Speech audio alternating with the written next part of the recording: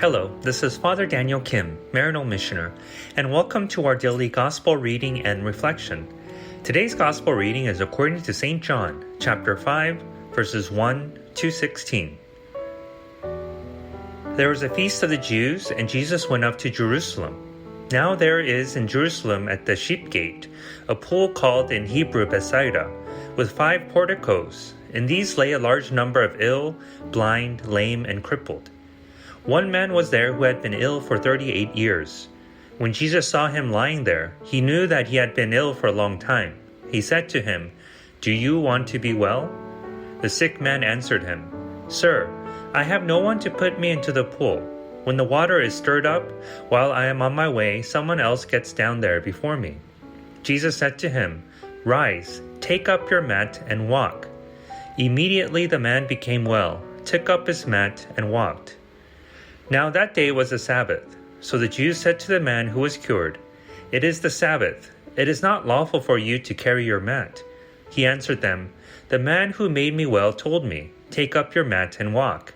They asked him, "Who is the man who told you, 'Take it up and walk'?" The man who was healed did not know who it was, for Jesus had slipped away since there was a crowd there.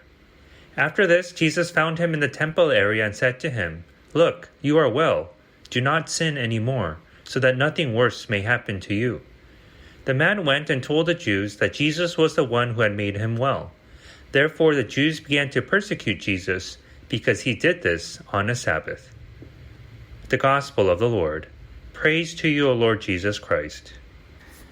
Looking at the outrage Jesus' action on the Sabbath caused begs the question, what carries more weight, for an action to be law-abiding or life-preserving?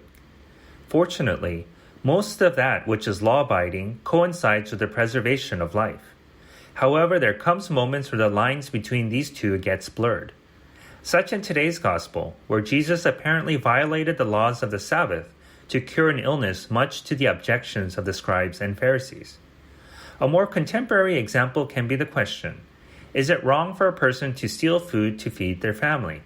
And according to the Catechism of the Church, the answer to this specific scenario is a clear no. There is no theft if consent can be presumed or if refusal is contrary to reason and the universal destination of goods. This is the case in obvious and urgent necessity when the only way to provide for immediate, essential needs is to put at one's disposal and the use of the property of others. Catechism of the Catholic Church, paragraph 2408. And although the scribes and Pharisees were lawfully correct, their intentions and application of the law couldn't be further from upholding what God desires for all of humankind, which is life and love of our fellow brothers and sisters, which all the laws needs to be based on.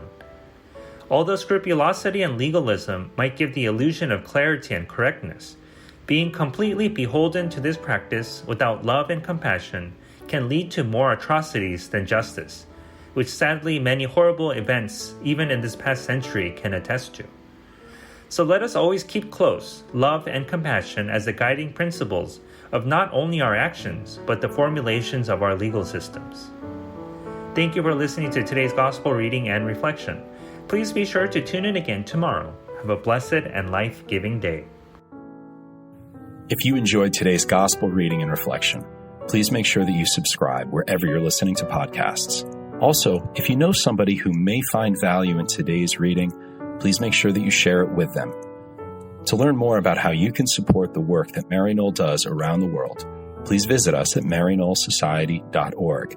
And if you're interested in subscribing to our online magazine, please feel free to visit us at maryknollmagazine.org. Thank you once again for spending your time with us today, and God bless.